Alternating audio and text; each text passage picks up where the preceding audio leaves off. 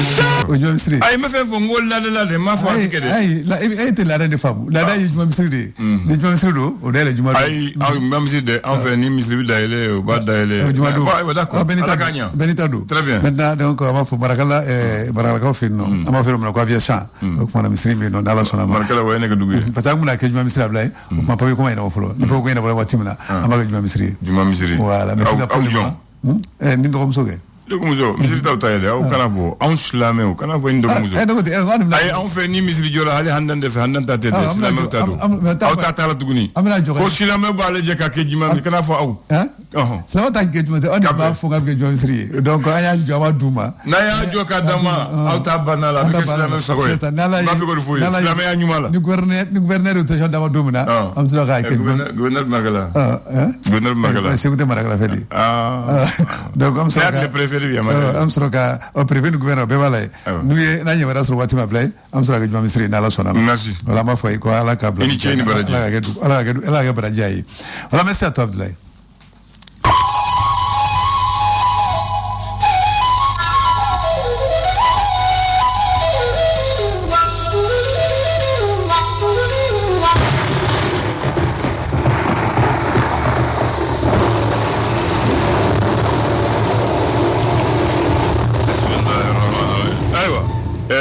Eteniare ni kakenema ko jogodi ça va ko ñe di fam ko ñeb manege ene mo famu ñeb manege jogodi ko ñeb manege jemi mo gone ne e jogodi par exemple ni ba kono ka kene ni na sebiye ite ala ko yo o roda Allah akbar nani desen na wakati mna liba fo ko nin ko ya don o so ay ne ga klali la kama nin ya don ni msede voilà o korola ba fo ko abe mo gone nin ko ya don Allah akbar ñeb manege da do ngodo do ko harma den bi yere nege ko harma den bi yere nege ki yere nege adama den ko nde fena bi yere nege parce que baro ko kera tugo so abe la talaba mi mai bado na avec tout ça et tout sera takama o te yere nege ayo bamanan ko nte muso folo fe o yinye menta to ko don ko e fitri wala yade tiens ro fitri wala ita fe che meta to ro ay go koni o koni o tsira ge otea o bele o mani de o mani o e fitri wala dai o ka juwen o ka jugu ay defana ko male matiso même male to ko me ko igalombida ma ala ma ala ye ko ni yo fo matiso so me ma to me medel ga ala to ko me ko ni galombida uli ka boti ki koro ko uli ka bokoro uli ka bokoro jogoli ima ye la d'accord mais ma to ko me ay ko ni uli ka bokoro gawli ko bokoro tabarakallah amba ku jeni muye ko hali dine to kelen ko ala ko ni kelen ala kelen o nyen ala ko no ba fa mu ndefu ko hali dine kun de kelen ko ala ko ni kelen wo fa ka fo ko kera chugo abela ba ala tama kelen ala ko ayo d'accord ko ala nyebe mbela ko de c'est ka dogo la lawo antanye ay ebe do ala jodi mo ko mi da ebe ali ndo so ko ga dasu ka biligala bilitere do bunker kono abela linya bila ay wallahi ko do ga sa lañi do sebe ala alors bamana ko sebe ala nga sa lañi otea ay bismillah am do nyumena bi ala musa me kalu kleta anifla samba fla leni mo anifla naam ay tabarakallah ma foy bismillah ba le sora ngota folo ale ko di esora ale kuma nembe femin kan o de Mali ale ni Union Européenne koni chelaka ira ka fo ko ka fara ngonga koni ke wasa gela min koni be kren ala la kana ko ta fanfelanga obseka wili chuko minani la silicon kera Union Européenne ale to la don kren ne mi ni o kera jen kon nana Union Européenne ga la sigide mi fene koni be ale fene koni anyana Mali ko de sen fa ni la silu koni okay esora le ka la silido ali bi ani esorbe to no kan fe sisa amta joila ka olufe no yira ka foko almami do akelen koni amso koni ka kaburu koni se ka yira ka foko o koni mina ke kado koni kado mini atna nyine akko sor aleka la sele alekele akele almami o nyuma ako kado da dieu ani avo mel mami kutu ke kele ayo ko re nyiko ni ma te fo Info matin ale kuma le fe minga o de ye français ale ka ministre mi nyeshino no français ale ni jamana wara ko ya nyana bolima ni o ye Jean-Yves Le Drian ale ko ni wolele no Mali kiri tigila moko koni fait info matin ale ka la selido ali bi ani info matin beto no fe metalike colonel Sadio Camara na le ministre mi nyeshino la kana ko nyana bolima ale la seli kon ke ko am gela min koni be ko ambe bo akono ni ala sona ale ka la selido ali bi ani info matin beto no fe ira ka fo ko juma nata ulika jo ba konna benino wasa kaseka deme koni taka nyeshi anga fintigila ka olu koni ma info matin alibi ani abetu ngon fa yira ka fo ko mali koni kelinka bolo de noma koni tige ani franci chelala mo wakati mna ikosisa ko gabon jamana don olu koni de fena wille no wasa bolo de noma mi be uni franci che damseka kari alla choko mina info matin aliga la selu l'indicateur de renouveau est nouveau indicateur de renouveau Alef mana feminga ode ko station krenkrene la tajita yoro ni oye ola total fogata se shell aleni orixima ale taji firla ko ni be kle nani barabla konina hoya fana ka fo kle nan barabla nu ko la nyunu ko ni ma sabati ko abse kontrala ko ni obseka janya indicateur de renouveau alika da selido alibi ani abeto no kon fa yira ka fo kulu mimbe ni abefo mako espoir malikura kame wakati mna iko sisa mangan koni be o konna ka sabuke anyama koni do farla no nga ninga obo nyama yala ni ore Cheikh Oumar Sissoko ye indicateur de renouveau alibi ani abeto no confirme yira ka fo metalike ko école kramago mi ni ale koni daraka kan koni tike metalike selenge ka olu koni fe école a konnana yira ka fo ko sigana mo saba koni ko teke koni kera olu la nin ko di fintigila ka olu ma indicateur de renouveau ale ka la selido alibi ani indicateur de renouveau beto no kan fe metalike UNTM ni ale barakela uluka la fasal ton koni ale koni la seli kon ke kaira ka foka kangar mada kon ke gouvernement moyi ko bolono place be munun koni temena uni nyokonje kuka wakati krenkrenen kon fo uye wasa bolono place be ko folu no abseka la walea choko mina indicateur de renouveau ale ka la selido ale bi yani abitu no fait ça amta tomok tuka olufe no oluka hôpital kon na yira ka fo ko stagiaire saba olu koni gwena ka sabuka koni jaro koni ta ninka olu bla bololo sans fait krenkrene ala TikTok sans fait de kra sababu ninka uge indicateur de renouveau genge docteur ke urgence ke bol de nuit balbato dalen au dongula o infirmier to apmakacha utna ke vlay l'indicateur l'indépendant ale kumana femin ha ode ko muso bisaba ni flamunun koni minana ni kulika jo kon kera ka sababu ni ka ukoni bla ira ka foko am wakati na eko sisa ko kulika jo fanga koni ko akodi be ka bunya anga fintikila ka ulu fanfe krenkrene ala jene mara ale koni konna ola indépendant ale ka la selido alibi ani indépendant beto no konfen indépendant ira ka fo mimbe talike ko gela koni be Mali aleni Europe jamana chama koni che ko nga ko o benata Union Européenne koni ira ka fo ko ale koni labeni no alibi ninga de me koni takanyashi Mali oma indépendant ale ka la selido alibi ani indépendant beto no konfen ne talike kanu espoir malikurae ale kon na ira ka fo ko gela kon ma me wakati mina iko 600 Cheikh Oumar Sissoko ale la selu kon ke ka ira ka fo ko ni walem kon me ka ke ale kon me shogel koni de koni bisigi akola ka ira ka fo ko shogel do koni no ni walo ko fole ni nga gela kon ta ganyashi oluka kulu konna oma indépendant ale ka la selu ewa le soir de Bamako ko Bamako là soir de Bamako ale kuma ne me feminga o de Dr Oumar Mariko ko ale kontara idoko wasaka gelaya do ko ni abseka kisi olu ma choko mina o do kuma ko nana aka politique to ni o yi sadie o ko ni direction ko na ira ka foko kon bena la seli ko ni ke bi ni o yi jeudi metalike Dr Oumar Mariko ale la hala ko ni oka Soir de Bamako Aldeka da Selido, Alibi, ani Soir de Bamako Beto Noranfe. Metalike, Colonel Sadio Kamara, ne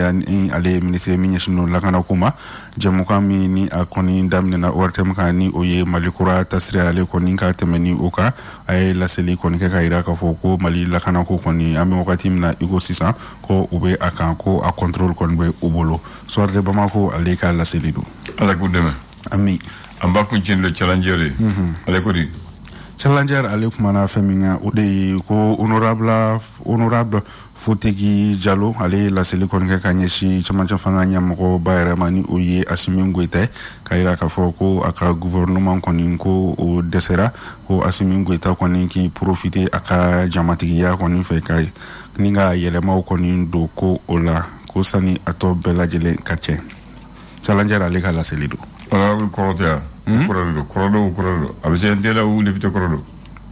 o ma préprélatique a konna d'accord ayo on se nanduna konna journal konna era la mo préprélatique di mo ma tubarikalla honorable ayo d'accord Etienne Niare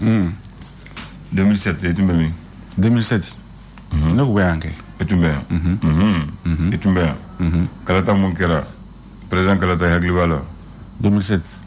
atete la tako kele ya awo e hakil bale ma asle na ma asro ma se voter asle ma kala tade awo ba karan nyana e kala tayere 2007 tako kele e bo korodo tako kele bo korodo awo o korodo ni temena 50% sans fait kaele ai wote tako kele parce que anga kala taw ko election be ke turflana ni mo muntara ni mo masro ta flana atete ko flana te tako kelen debi folo lambata tako kelen de do amate na 50 sans faire voilà o da to deuxième tour ma yala voilà na ku kara tako kelen flana ti yala no ibise ka yele 51 flana la tako kelen amati ni match ango match ni keleti ni match ne kelen match o le tako kelen donc ale kila beche voilà bobarkana tako kelen ngoni flana ti yala ne kelen match kaba flana ti yala o le tako kelen bobarkana ah taka segitala quoi tako kelen taka segitala o watini asa atete indépendant parti ouvert donc yani parti ka kanimna mu voye yani ka parti ka candidat bokata kala da nyini kata fo ambe nyema ya nyini ko nono comme atete jukromo o fara la oka voilà parti tani kononto e parti fitinite de parti belebeleba ko atete ambiko tako kelen ambanya ebolo au parti Tani Konondoni ou Clou de Sigou ko ADP Alliance pour la démocratie et le progrès Adema Bala IRD Bala IDD Bala Sinidi Bala Beya Bala MPR Bala PCR Bala ADR Bala PDS Bala ISRDA Miria Bala PDP RND IMD ko atede ambitaay ko ambikala tayi maintenant ko candidat Kononto de ou Kambo ko luta nyamayani pour la première fois muso kelen sonaka kambo chela konne fana ba fek ke Mali président donc otara candidat la yanu kata candidat kelen be wo sembola ale ko ale bita ale papier be defalendo fembe babolo mais wori mum kanga blo ba fo caution a desara ko di million temps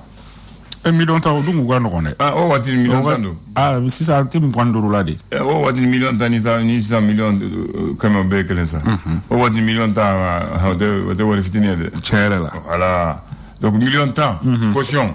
ale ma se kata bla donc cour continuer ko ale se kata parce que finir ba kata bolo la papier ou kani mais apparemment yore mu caution ma di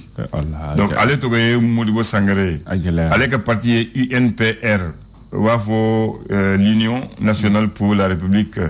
allez donc il y a symbole candidat Sigi Muntara premier tour là pour concerner le 12 mai 2007 a donné les résultats définitifs pour confirmer la victoire au premier tour tako kelen de Amadou Toumani Touré du ATT allez quand bidrou ni kelen de sorodron avec teme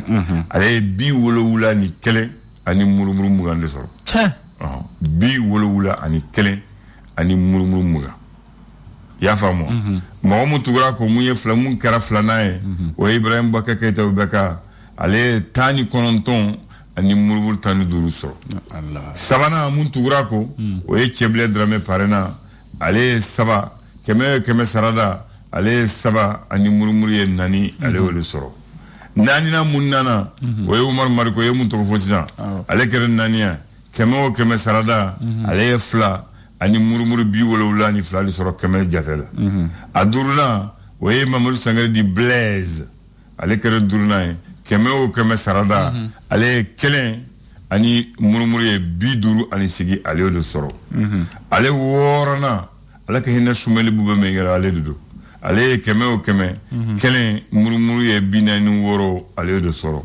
a wolowula o de ye muso ye Madame Silibe Aminata Diallo ale ye fu sɔrɔ kɛmɛ o kɛmɛ fu murumuru 50 ani 5 c'est-à-dire que hali muso mo fota ya kanya fu yɛrɛ fu murumuru ye 50 ani 5 mais ale ye ko kɛ parce que a ma kɛ blama ye dɛ parce que a ye cɛ kɛlɛ bati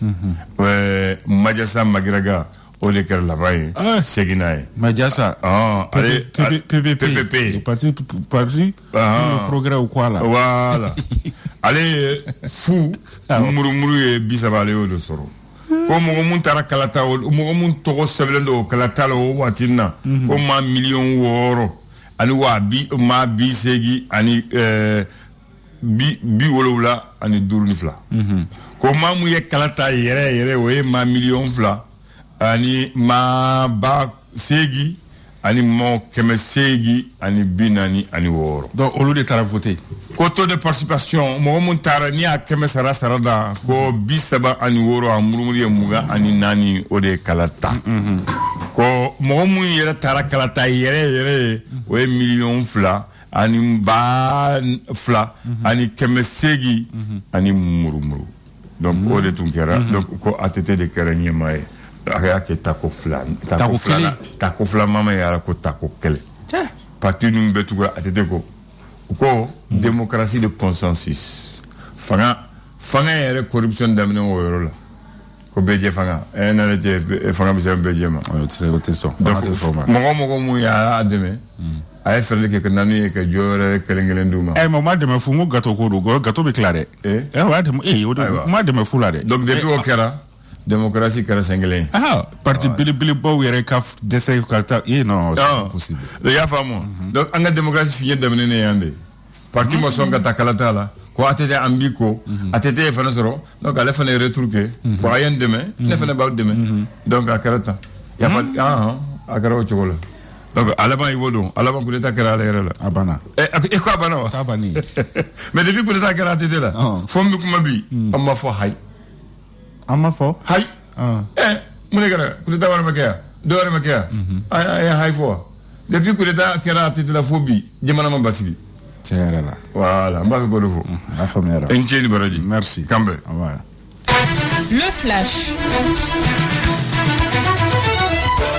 Le flash d'information avec la rédaction de Clédou Info.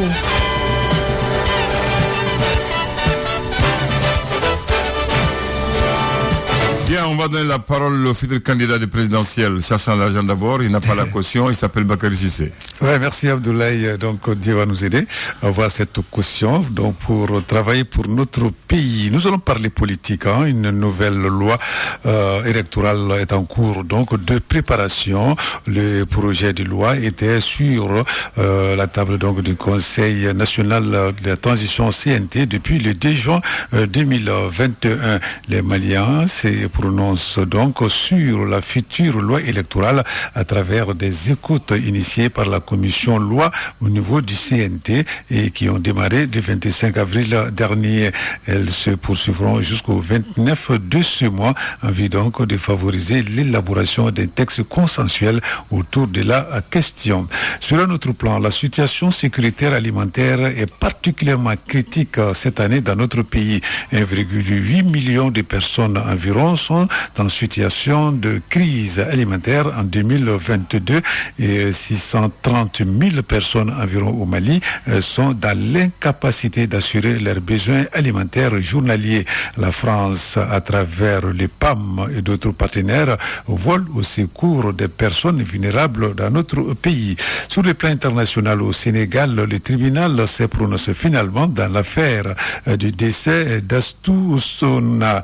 poursuivi pour non-assistance à personne en danger. 3 des sages femmes ont été condamnées à 6 mois de prison avec sursis. Donc, alors que les 3 autres ont été tout simplement relaxés. Pour la famille de la victime, la peine donc a été insuffisante. Au Togo, cette fois-ci, ce pays subit pour la première fois une attaque jadis meurtrière. Un détachement militaire situé non loin de la frontière burkinabé a été pris pour cible dans la nuit du mardi au mercredi. 8 soldats togolais ont été tués et d'autres blessés, selon le gouvernement. Pour la première fois, en tout cas, les victimes donc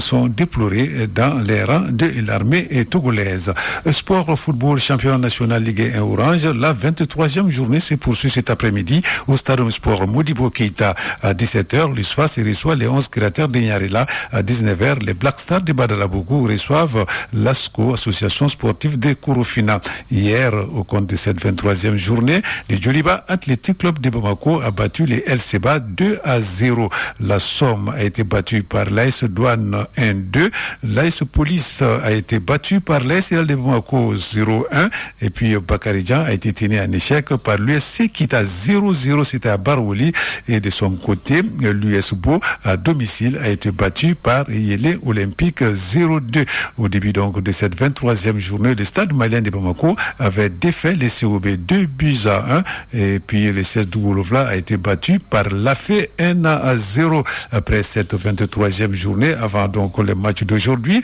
les Djoliba caracole seul en tête du championnat désormais avec 41 points devant l'AS Bakaridjan qui a 39 points, 3e USC qui est à 37 points et le stade malien donc occupe la 4e place avec 36 points. Au bas du tableau, il y a l'USFAS, les CS Dougolovla, l'AS Douane et la Somme. Voilà, c'est tout pour ces flashs d'information. Merci de l'avoir suivi. Vous allez retrouver la rédaction dans moins d'une heure pour d'autres infos sur notre antenne Radio Clédou 101.10 à Bamako. Abdoulaye. Merci Bakary, bonne journée à toi. Et si ça Abdul sur direct là, abena kamachi flash terrama kono, bati sakana, emadoni walianya nasa, Abdul, kasih kanal PC application la baraka nyata, baka abonnement d'aller